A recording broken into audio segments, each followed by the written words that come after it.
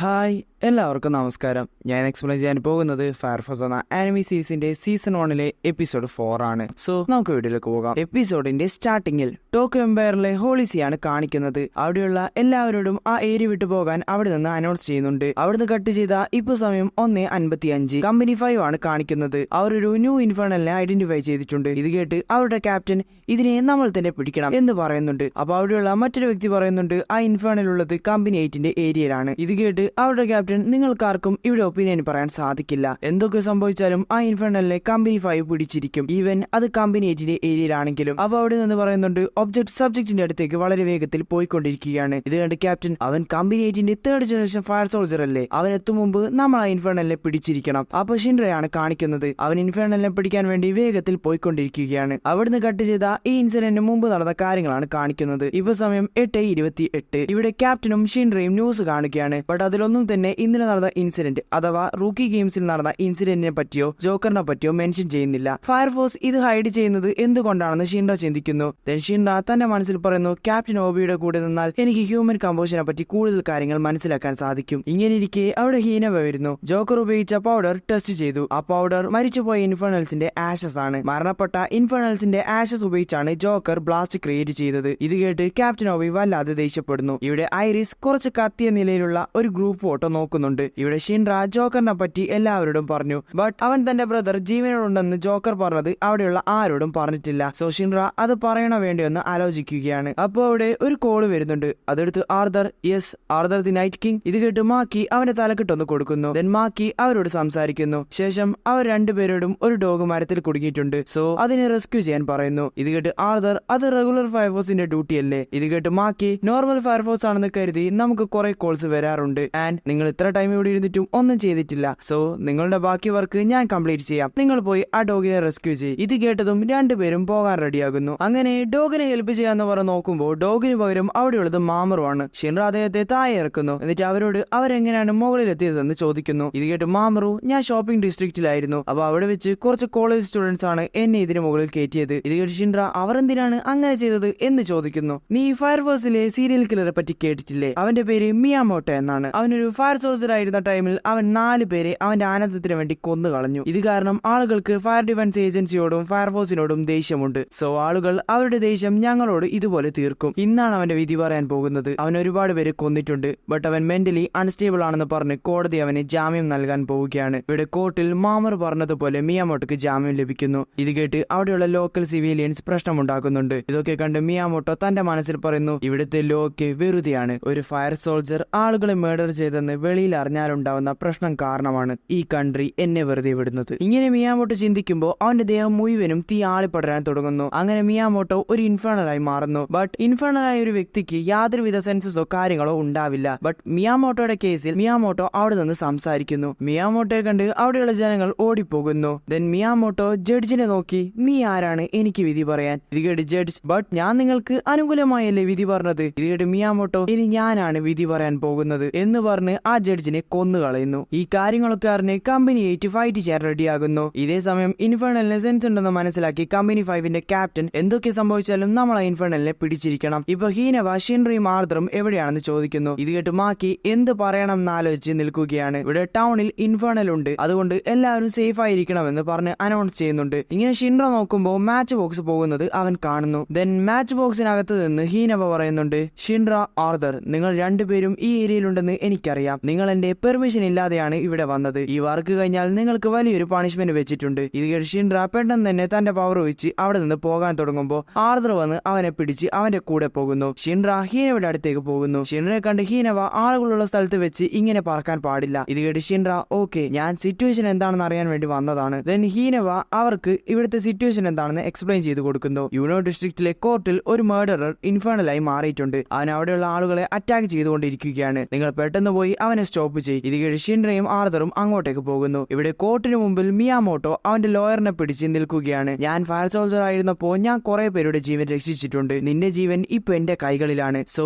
എനിക്കത് എന്ത് വേണമെങ്കിലും ചെയ്യാം എന്ന് പറഞ്ഞ് അയാളെ കൊല്ലാൻ പോകുമ്പോൾ ഷിൻറയും ആർദറും വന്ന് അവനെ അറ്റാക്ക് ചെയ്യുന്നു. ദെൻ ആർദർ അവനെ നോക്കി, നീ കാരണമാണ് മാമറു ആ മരത്തിന് മുകളിൽ കുടുങ്ങിയത്. ഇത് കേട്ട് ഷിൻറ, അപ്പൊ ഇവനെ പറ്റിയാണോ മാമറു പറഞ്ഞത്? ഇത് കേട്ട് മിയാമോട്ടോ, ഓ, അപ്പൊ നിങ്ങൾ സ്പെഷ്യൽ ഫയർഫോഴ്സ് ആണല്ലേ എന്ന് പറഞ്ഞ് നിൽക്കുമ്പോൾ അവിടെ മാക്കി ബാക്കി വന്ന് അവനെ അറ്റാക്ക് ചെയ്യുന്നു. ബട്ട് ആ അറ്റാക്ക് മിയാമോട്ടോ സിമ്പിൾ ആയി ബ്ലോക്ക് ചെയ്യുന്നു. ഇത് കണ്ട് ക്യാപ്റ്റൻ ഓബി മിയാമോട്ടോ ഒരു ഇൻഫേർണലായി മാറിയിട്ടും എങ്ങനെയാണ് സംസാരിക്കുന്നത്? ഇത് കേട്ട് ഹീനവ സ്ട്രോങ് വില്ലുള്ളവർക്ക് മാത്രമേ ഇങ്ങനെ സംസാരിക്കാൻ സാധിക്കൂ. എന്റെ ലൈഫിൽ ഇങ്ങനെ ഒരു കാഴ്ച ഞാൻ കണ്ടിട്ടില്ല. ഇങ്ങനെ ഇവർ സംസാരിക്കുമ്പോൾ മിയാമോട്ടോ എനിക്ക് ഇവിടെ നിന്ന് രക്ഷപ്പെടാൻ പറ്റുമെന്ന് തോന്നുന്നില്ല. ഹേയ്, ഞാൻ നിങ്ങളുടെ മുമ്പിൽ സറണ്ടർ ആവുകയാണ്. ഞാൻ ഗിൽറ്റിയിൽ നിന്ന് കോർട്ട് പറഞ്ഞു കഴിഞ്ഞു. അതുകൊണ്ട് നിങ്ങൾക്ക് എന്നെ കൊല്ലാൻ സാധിക്കില്ല എന്ന് മിയാമോട്ടോ പറയുമ്പോൾ ഹീനവ അവനെ ഷൂട്ട് ചെയ്യുന്നു. ഞാൻ നിന്നെ പോലുള്ളവരോട് ഒരിക്കലും ക്ഷമിക്കില്ല. ഇത് കേട്ട് ദേഷ്യത്തിൽ മിയാമോട്ടോ നിങ്ങൾ എല്ലാവരും കൊലയാളികളാണ് എന്ന് പറഞ്ഞ് അവരെ അറ്റാക്ക് ചെയ്യുന്നു. ദെൻ അവിടെ നിന്ന് അവൻ വേഗത്തിൽ ഓടിപ്പോകുന്നു. ഇത് കണ്ട് ക്യാപ്റ്റൻ ഓബി ഷിൻറ നിനക്ക് മാത്രമേ അവനെ പിടിക്കാൻ സാധിക്കൂ, സോ പെട്ടെന്ന് പോ. ബട്ട് സാർ അവന് സെൻസസ് ഉണ്ട്, സോ നമ്മൾ അവനെ കൊല്ലണോ എന്ന് ഷിൻറ ചോദിക്കുന്നു. എന്തൊക്കെ പറഞ്ഞാലും അവനിപ്പോ ഒരു ഇൻഫേർണലാണ് എന്ന് ക്യാപ്റ്റൻ ഓബി പറയുന്നു. ഇത് കേട്ട് ഹീനവ അവൻ പറയുന്നതൊന്നും മൈൻഡ് ചെയ്യരുത്, നിന്റെ ജോലി ഇൻഫേർണലിനെ കൊല്ലുകയാണ്. ഇത് കേട്ട് ഷിൻറ അതിന് പുറകെ വേഗത്തിൽ പോകുന്നു. ഇപ്പൊ സമയം 1:54. ഷിൻറ വേഗത്തിൽ പോയിക്കൊണ്ടിരിക്കുകയാണ്. അപ്പൊ അവൻ തന്റെ മനസ്സിൽ പറയുന്നുണ്ട് ഞാനിപ്പോ ഇത് ചെയ്തില്ലെങ്കിൽ കുറെ ഇന്നസെന്റ് ആയ ആളുകൾക്ക് പരിക്ക് പറ്റാൻ ചാൻസ് ഉണ്ട്, സോ ഞാൻ അവനെ കൊന്നിരിക്കണം. ഇപ്പൊ ആ ഇൻഫേർണൽ ആളുകളെ അറ്റാക്ക് ചെയ്യാൻ വേണ്ടി സിറ്റിയിലേക്ക് പോകുന്നു. അപ്പൊ അവിടെ ഷിൻറ വന്ന് അവനെ കിക്ക് ചെയ്യുന്നു. ഇത് കണ്ട് മിയാമോട്ടോ നിനക്കറിയാമോ ഞാനൊരു ഫയർ ഫൈറ്റർ ആയിരുന്നപ്പോ ഞാൻ എത്ര പേരുടെ ജീവൻ രക്ഷിച്ചിട്ടുണ്ടെന്ന്? ഇപ്പൊ ഇൻഫേർണലായി മാറി കുറച്ച് ആളുകളുടെ ജീവൻ എടുത്താൽ നിനക്ക് എന്നെ കുറ്റം പറയാൻ പറ്റുമോ? ഇത് കേട്ട് ഷിൻറ നീ ഫയർ ഫൈറ്റർ ആയിരുന്ന ടൈമിലും നീ കുറെ ആളുകളെ കൊന്നിട്ടുണ്ട്. ഇത് കേട്ട് മിയാമോട്ടോ അവൻ അറ്റാക്ക് ചെയ്യാൻ ശ്രമിക്കുന്നു. പക്ഷെ ഷിൻറ ആ കാറിനെ തന്റെ പവർ ഉപയോഗിച്ച് ഒരു കിക്ക് കൊടുക്കുന്നു. ഇത് കണ്ട് മിയാമോട്ടോ ഷോക്ക് ആവുന്നുണ്ട്. നിനക്ക് എവിടെ നിന്നാണ് ഇത്രയും പവർ കിട്ടിയത്? എനിക്കറിയാം നീ ഒരു ഡെവിലാണ്. ഇത് കേട്ട് ഷിൻറ ഞാൻ ഡെവിലല്ല, ഞാനൊരു ഹീറോ ആണ്. ഇങ്ങനെ ഇരിക്കെ ഒരു ബിൽഡിങ്ങിന്റെ മുകളിൽ കമ്പനി 5ന്റെ ആളുകൾ ഈ ഫൈറ്റ് ഒക്കെ നോക്കിക്കൊണ്ട് നിൽക്കുന്നുണ്ട്. അപ്പൊ കമ്പനി 5ന്റെ ക്യാപ്റ്റൻ പറയുന്നുണ്ട് ആ റൂക്കി ഫയർ സോൾജർ ഒരു അസറ്റ് ആണ്, ബട്ട് ഇപ്പൊ നമ്മുടെ പ്രയോറിറ്റി ആ ഇൻഫേർണൽ ആണ്, സോ പെട്ടെന്ന് പോയി അതിനെ പിടിക്ക്. ഇവിടെ ഷിൻറ ഇൻഫേർണലിനെ കൊല്ലുന്നതിന് മുമ്പുള്ള പ്രയർ സ്റ്റാർട്ട് ചെയ്യുന്നു, കാരണം സിസ്റ്റർ ഐറിസ് അവിടെ എത്തിയിട്ടില്ല. ഇത് കേട്ട് ടെൻഷനായി മിയാമോട്ടോ ഹേ ഞാൻ മരിക്കാൻ പോവുകയാണ്, അറ്റ്ലീസ്റ്റ് എന്റെ പ്രയർ സിസ്റ്റർ വന്നിട്ട് സ്റ്റാർട്ട് ചെയ്യാമോ? ഇത് കേട്ട് ഷിൻറ ഓക്കെ പറഞ്ഞ് അവിടെ നിൽക്കുമ്പോൾ പെട്ടെന്ന് ആ ഇൻഫേർണൽ ഷിൻറയെ അറ്റാക്ക് ചെയ്യാൻ ശ്രമിക്കുന്നു. ബട്ട് ഷിൻറ ഇത് ഓൾറെഡി എക്സ്പെരിമെന്റ് ചെയ്തത് കൊണ്ട് തന്നെ അവൻ ആ ഇൻഫേർണലിന്റെ കൈ തന്റെ പവർഫുൾ കിക്ക് ഉപയോഗിച്ച് കട്ട് ചെയ്യുന്നു. എന്നിട്ട് അവനെ കൊല്ലാൻ പോകുമ്പോൾ പെട്ടെന്ന് അവിടെ കമ്പനി 5ന്റെ ക്യാപ്റ്റൻ വരുന്നു. എന്റെ പേര് പ്രിൻസസ് ഹിബാന, ഞാൻ കമ്പനി 5ന്റെ ക്യാപ്റ്റൻ ആണ്. ഇവരും ഒരു 3rd ജനറേഷൻ ഫയർ സോൾജർ ആണ്. ഇവിടെ തൊട്ട് കമ്പനി 5 ആയിരിക്കും ഇൻഫേർണലിനെ കൈകാര്യം ചെയ്യാൻ പോകുന്നത് എന്ന് പറഞ്ഞതും അവിടെ കമ്പനി 5ന്റെ ആളുകൾ വന്ന് ആ ഇൻഫേർണലിനെ പിടിക്കുന്നു. ഇതാണ് ഷിൻറ കമ്പനി 8 ഓൾറെഡി ഇൻഫേർണലിനെ പിടിച്ചു കഴിഞ്ഞു, സോ ഞങ്ങൾക്ക് നിന്റെ ഹെൽപ്പ് ആവശ്യമില്ല. ഇത് കേട്ട് ഹിബാന ഞാൻ നിന്നോട് ഓൾറെഡി പറഞ്ഞില്ലേ ഞാൻ കമ്പനി 5ന്റെ ക്യാപ്റ്റൻ ആണെന്ന്, സോ ക്യാപ്റ്റനെ ബഹുമാനിക്കാൻ പഠിക്ക്. ഇത് കേട്ട് ഷിൻറ നീ അവരുടെ ക്യാപ്റ്റൻ ആയിരിക്കും, ബട്ട് നീ എന്റെ ക്യാപ്റ്റൻ അല്ല. ഇത് കേട്ട് ഹിബാന തന്റെ പവർ ഉപയോഗിച്ചതും ഷിൻറ ആവശ്യനായി താഴെ വീഴുന്നു. ഇങ്ങനെ താഴെ വീണ ഷിൻറ നീ എന്താണ് ചെയ്തത് എന്ന് ക്യാപ്റ്റൻ ഹിബാനയോട് ചോദിക്കുന്നു. ഇത് കേട്ട് ഹിബാന അവനോട് തന്റെ കാല് നക്കാൻ ആവശ്യപ്പെടുന്നു. ഇത് കേട്ട് ഷിൻറ